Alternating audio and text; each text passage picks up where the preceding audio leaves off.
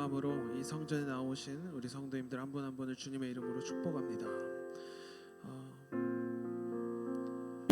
오늘 말씀 본문이 짧은데 이 본문을 우리가 하나하나씩 잘 살펴보면서 그 주님이 우리에게 하시고자 하는 말씀이 무엇인지 함께 알아보고자 합니다.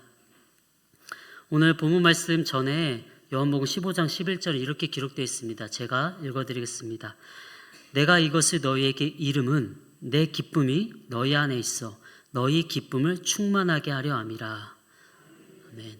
즉 오늘 본문의 말씀은요, 예수님의 목적이 있는데 그 목적은 뭐냐면 예수님의 기쁨을 우리에게 알게 하시고자 이 오늘 본문 말씀을 전한다고 분명히 목적을 말씀하고 있습니다. 그렇다면 예수님이 느꼈던 자신이 느꼈던 기쁨이 무엇인지 우리가 잘 파악하는 게 중요할 것 같습니다. 그리고 12절 본문 첫 절이죠. 우리 함께 읽어봤으면 좋겠습니다. 시작. 내 계명은 곧 내가 너희를 사랑한 것 같이 너희도 서로 사랑하라 하는 것이. 아멘. 12절 첫 절에 보면 내 계명은 이라고 기록되어 있습니다.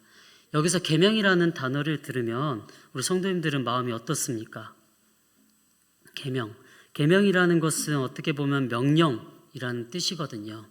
계명, 명령이죠. 명령은 타협할 수 없는 것이죠. 반드시 우리가 지켜 행해야 되는 것이죠. 옛날에 조선시대에만 보면 왕의 명령이 어명이라고 하잖아요. 그 어명이 선포되는 순간 그거는 무조건 지켜져야 되는 것이죠. 지키지 않으면 목숨까지 위험한 그런 명령이 되는 것 같습니다. 그래서 저에게는 이 계명이라는 단어가 때로는 조금은 무겁게 다가오는 것 같기도 합니다. 그래서 주님께서 이 계명, 새로운 명령을 주셨는데 이 명령이 어떤 명령이냐? 우리가 잘 알다시피 서로 사랑하라는 명령이시죠. 그런데 단지 서로 사랑하라 이 말씀을 우리가 좀 더 잘 이해하기 위해서는 앞에 부분을 우리가 함께 살펴봐야 됩니다. 앞에 부분 12절에 이렇게 기록되어 있습니다. 내 계명은 곧 내가 너희를 사랑한 것 같이라고 기록되어 있습니다. 여러분 잘 보십시오. 내가 너희를 사랑한 것 같이라는 이 부분이 사랑한 것 같이는 과거형인가요? 현재형인가요? 미래형인가요? 우리가 개역개정 번역된 이 말씀을 보면 내가 너희를 사랑한 것 같이는 뭔가 과거형 시제를 사용하고 있습니다. 여기서 우리가 질문을 할 수 있겠죠. 그러면 예수님은 우리를 사랑했는데 지금은 아니신가? 사랑한 것 같이로 끝나신 거거든요. 자, 이해가 되셨나요? 우리는 성경을 자세히 이렇게 보지 않고 읽는 버릇이 되기 때문에 질문을 잘 안 하게 되는데 질문을 해야 돼요. 내가 너희를 사랑한 것 같이 너희도 사랑하라. 이 말씀 우리가 잘 알겠는데 그러면 주님께서 너희를 사랑한 것 같이 과거형을 쓰신 거면 지금은 아니시라는 건가? 지금은 우리를 사랑하지 않으신 건가? 라는 생각을 저는 했었거든요. 우리 성도님들은 이제 믿음이 좋으셔서 안 하시는, 전 믿음이 좋지 않아서 막 따지고 막 그랬던 것 같아요. 근데 제가 공부하면서 배운 것은 이 사랑한 것 같이에 쓰여진 헬라어 원문의 시제는요, 아우리스트라는 시제를 사용했다고 합니다. 이 아우리스트라는 시제는요, 과거형으로도 번역이 되지만 현재 행위의 지속을 의미한다고 합니다. 그래서 우리가 읽은 이 말씀은 과거형으로 끝나는 것이 아니라 원래 원어 해석에 의하면 내가 너희를 사랑한 것 같이 내가 너희를 지금도 사랑하고 있고 앞으로도 사랑할 텐데 그 사랑과 같이 너희도 서로 사랑하라 라고 말씀하는 것이죠. 여기서 서로 사랑하라 라는 이 서로라는 단어는 헬라어에서 알렐론이라는 단어를 쓰는데요. 이 알렐론이라는 단어의 뜻은 서로 선물이 되어주다 라는 뜻이 있다고 합니다. 즉 서로 사랑하라 라는 의미 속에는 서로에게 선물이 되어주다라는 또 뜻이 있을 것 같습니다. 여러분, 선물은 내가 원하는 것을 상대방이 주는 걸까요? 상대방이 원하는 것을 우리가 주는 걸까요? 상대방이 원하는 것을 우리가 주는 거잖아요. 제가 이 서로 사랑하다라는 이 말씀을 준비하면서 오늘 아침에 예배가 끝나고 사무실에 갔는데 개인적으로 되게 기쁨이 되었던 순간이었습니다. 왜냐하면 사무실에 가면, 예배가 끝나고 사무실에 가면 중고등부 아이들이 막 엄청 진을 치고 있어요. 막 누워 있기도 하고 제자리에서 컴퓨터도 하고. 근데 주일엔 되게 바쁘잖아요. 우리 전도사님 그리고 목사님들 되게 바쁘신데 아이들이 갈 곳이 없으니까 또 춥잖아요. 사무실에서 앉아서 이야기하고 하는데 우리 전도사님과 목사님들이 불평하지 않고 편하게 아이들을 대해주고 사랑하고 계시더라고요. 아이들에게 선물을 우리 전도사님과 목사님들이 주고 계시구나라는 생각이 들었어요. 그래서 이게 사랑의 실천을 하고 있구나라는 생각이 또 들었습니다. 어찌됐든 중요한 것은 예수님께서 우리에게 새로운 명령, 계명을 주셨는데 바로 서로 사랑하는 것이죠. 그리고 13절, 14절을 보면 이렇게 기록되어 있습니다. 사람이 친구를 위하여 자기 목숨을 버리면 이보다 더 큰 사랑이 없나니 너희는 내가 명한 대로 행하면 곧 나의 친구라. 예수님께서 사랑에도 정도가 있는 것 같습니다. 작은 사랑, 큰 사랑이 있는 것 같은데 가장 큰 사랑에 대해서 설명해 주세요. 그 큰 사랑은 친구를 위해서 자기 목숨을 버리는 사랑을 말씀하십니다. 그런데 14절에 보니까요, 너희는 내가 명하는 대로 행하면 곧 나의 친구라 라고 말씀해 주고 있어요. 너무나 놀라운 말씀이죠. 왜냐하면 예수님께서 명하신 대로 예수님께서 말씀하신 그 서로 사랑하라는 이 말씀을 우리가 행하면 주님이 우리에게 친구가 되어 주신다는 거예요. 그 약속을 해 주신다는 거죠. 그러면 13절, 사람이 친구를 위하여 자기 목숨을 버리면 이보다 더 큰 사랑이 없나니라는 이 더 큰 사랑을 예수님께서 우리에게 친구가 되어 주셔서 보여주신다는 의지예요. 그래서 우리가 성경 본문은 기록되지 않지만 훗날 예수님께서 이 사랑을 말씀으로만 하는 게 아니라 몸소 보여주십니다. 우리를 위해서 더 큰 사랑을 보여주시죠. 어떻게 보여주시죠? 십자가에 못 박히심으로 오늘의 이 13절의 말씀을 몸소 보여주신다는 것이죠. 예수님께서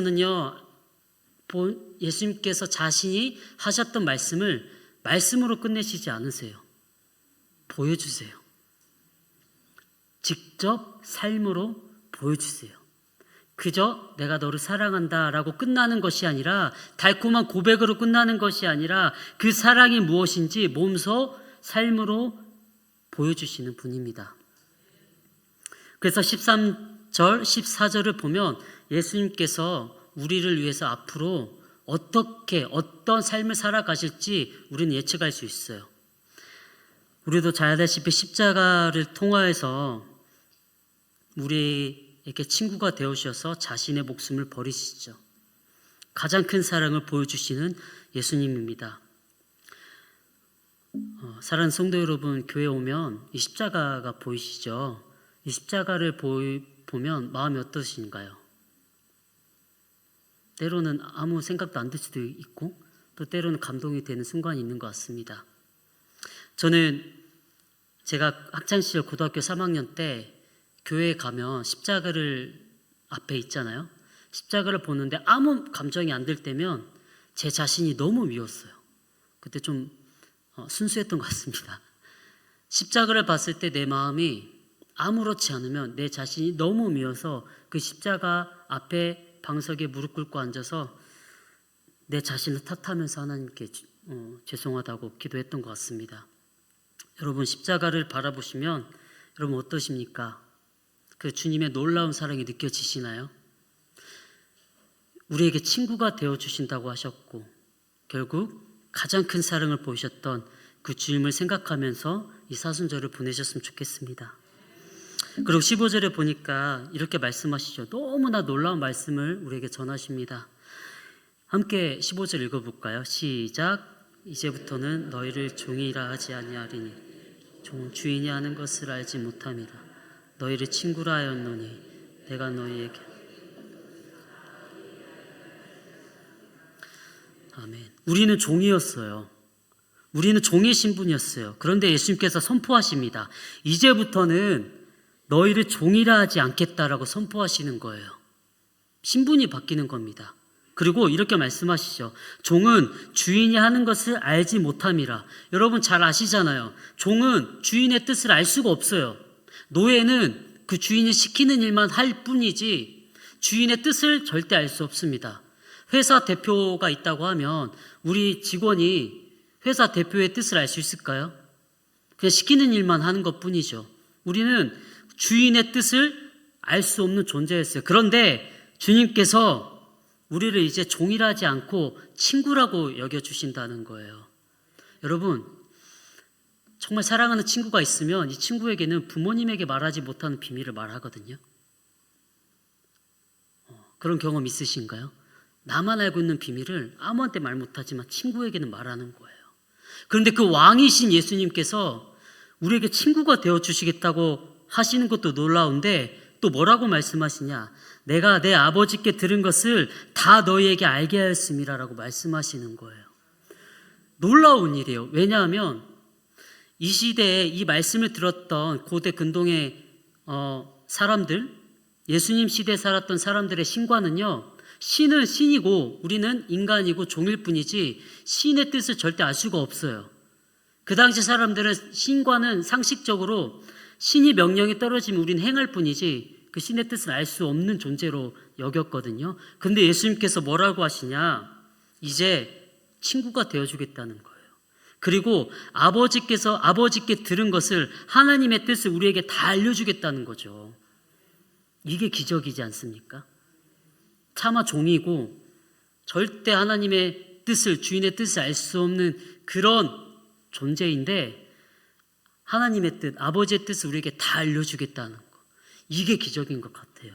어떻게 이럴 수가 있죠? 저는 이 사실을, 이 복음을, 이 진리를 생각할 때마다 소름 돋고 놀랍습니다. 예수님께서 보이셨던 기적, 수많은 기적, 오병이의 기적, 홍해의 기적, 여러 성경에 나오는 기적들 중에 저는 가장 큰 기적은 그 왕이신 그 하나님이 우리의 친구 되어주신다는 것. 이것이 정말 큰 기적인 것 같습니다. 그런데 오늘 말씀에서 우리가 반드시 기억해야 될 게 있습니다. 14절 다시 돌아가면 이렇게 말씀하시죠. 내가 명하는 대로 행하면 곧 나의 친구라. 예수님께서 조건이 있어요. 친구가 되어주시겠다고 하는데 그 조건이 명하는 대로 행하면입니다. 이 명이 뭘까요? 바로 서로 사랑하는 것이죠. 서로에게 선물이 되어주는 것이죠. 그런데 우리는 살다 보면 서로 사랑하기가 너무 쉽지 않습니다. 너무 이기적일 때 많고 때로는 사랑받고 싶어요. 저도 사랑을 하는 존재가 아니라 사랑을 받는 존재가 되고 싶을 때가 너무 많더라고요. 그런데 언제 조금 용기가 생겨서 내 이웃에게 손을 내밀 수 있냐? 그때를 보니까 바로 주님께서 말씀하신 내가 너희를 사랑한 것 같이라는 주님의 사랑을 조금 깨닫거나 주님의 사랑이 내 마음에 좀 울려 퍼지면 그때 조금 용기가 생겨서 내 이웃에게 손을 뻗더라고요. 사랑하는 성도 여러분, 주님께서 우리에게 친구가 되어주시다고 하셨는데 그 조건은 서로 사랑하는 것입니다. 서로 사랑하는 것은 쉽지 않습니다. 그럴 때 우리가 기도해야 할 것은 주님의 사랑을 느끼는 것이에요.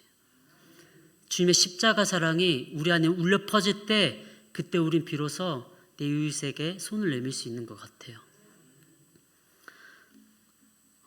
그리고 제가 말씀을 준비하면서 보게 된 영상이 있는데 제가 사순절을 보내면서 주님께서 결국 가장 큰 사랑을 보이시면서 십자가에 못 박히심으로 증명하셨죠. 그래서 제가 주님께 기도하면서 이런 질문을 드렸던 것 같습니다. 주님, 그 십자가의 길을 가시는데 힘들진 않으셨나요? 고통스럽진 않으셨나요? 외롭진 않으셨나요? 라는 기도를 하게 되었습니다. 그러면서 제가 기도하는데 이 영상을 우연히 보게 됐어요. 영상 혹시 준비됐을까요? 네, 영상을 한번 보겠습니다. 왜? 아빠 있잖아. 응. 사무실 뭔 일 있었어? 아니. 그럼. 아빠, 어. 내가 물어보고 싶은 게 있는데 뭐? 나는 아빠한테 어떤 딸이야? 칠을 입힌 소리지 왜? 내 아빠가 되면서 힘들지 않았어? 아니? 안 힘들었어? 그러지. 너 있어갖고 뭐 힘들어, 아빠가? 항상 좋았지. 그럼 다시 태어나도 우리 아빠가 될 거야? 당연하지, 슬기서는. 근데 왜 그래? 이유가 뭐야? 그냥 갑자기 생각나서 물어보는 거야. 미쳤어. 내가 너를 지금 요즘보다 더 이쁜지 알잖아. 이게 뭐일 때문에 사무실에서 그러구만. 어떻게, 사장이? 아니. 고마워. 다시 연락해. 알았지? 다시 전화할게. 내가 지금 갈게, 그럼. 아니야. 네. 저는 아직 자녀가 없어서 잘 알지 못하지만 우리 성도님께 물어보고 싶었습니다. 자녀를 키우시는데 많이 힘드셨나요? 힘든 일도 많이 있으셨죠? 그런데 더 기쁨이 더 크시죠? 제가 주님께 물었습니다. 주님, 힘드셨죠? 나 때문에 그 모진 고통을 받으시느라 힘드셨죠? 근데 주님께서 저에게 이런 마음을 주셨습니다. 때론 외롭고 힘들었지만 기쁨이 더 컸단다. 그리고 내가 사랑하는 너를 위해서 이 고통을 대신 감당할 수 있어서 다행이었다. 나에겐 십자가는 그런 것이야. 사랑하는 성도 여러분, 사순절을 보내는 기간 예수님께서 우리를 위해서 고통스럽고 힘든 길이었지만 그 길이 기쁨이었다고 말씀하시고 그 길을 포기하지 않고 그 길을 가셨던, 결국 우리에게 친구가 되어주셔서 가장 큰 사랑을 증명하셨던 그 주님의 십자가 사랑이 우리 성도 여러분 가슴에 울려 퍼졌으면 좋겠습니다. 그리고 어쩌면 오늘 우리에게 주시는 이 본문의 말씀은 우리가 가장 잘 아는 말씀이에요. 교회 다니지 않고요, 예수님 믿지 않아도 예수님이 하셨던 말씀이 뭐야? 라고 물어보면 서로 사랑하라 아니야? 라고 세상 사람들도 다 알아요. 세상 사람들도 알고 우리가 가장 잘 아는 말씀이고 가장 잘 들어왔던 말씀이고 가장 잘 말해왔던 말씀이에요. 그런데요, 가장 잘 지키지 않아요. 그리고요, 예수님의 오늘의 말씀은 간절한 소원이에요. 그리고 예수님의 꿈이에요. 서로 사랑하는 것이 예수님의 꿈이었어요. 근데 우리는요, 항상 우리의 꿈과 우리의 소원만 주님께 아뢰는 것 같습니다. 가장 잘 아는 말씀, 가장 많이 들어왔던 말씀을 가장 지키지 않고 주님의 소원과 꿈을 어쩌면 우리는 짓밟고 살고 있지 않은가 생각을 해봅니다. 오늘 말씀을 통해서 그 놀라운 주님의 사랑을 보여주셨던 그 사랑을 기억하면서 정말 이 말씀이 삶에서 여러분 보여주세요. 그러면서 우리가 살아가야 한다고 생각합니다. 그리고 여러분 악보를 보시면요, 우리 찬양할 때 악보를 보시잖아요. 이 악보 자체에는 큰 의미가 없습니다. 아무리 위대한 음악가가 와서 악보를 그려도 큰 의미가 없어요.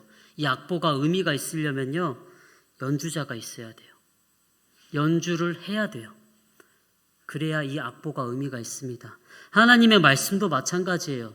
아무리 우리가 읽기만 하고 보기만 하면 의미가 없어요. 연주자로 연주하셔야 돼요. 삶에서 살아내셔야 됩니다. 그래야 이 하나님의 말씀이 살아 숨쉬기는 것 같습니다. 그리고 빛과 소금이 되어 우리가 살 수 있는 것 같습니다. 사순절을 보내고 있는 우리 한 주 동안 주님께서 주신 말씀을 가슴에 잘 새기고 살아가 주님께 기쁨이 되었으면 좋겠습니다. 우리 함께 찬양했으면 좋겠는데요. 결단 찬양, 나 주님의 기쁨 되기 원하네 라는 찬양을 드리며 마무리하겠습니다. 우리가 주님께 해드릴 것은 무엇일까요? 성도 여러분, 잘 생각해 보십시오.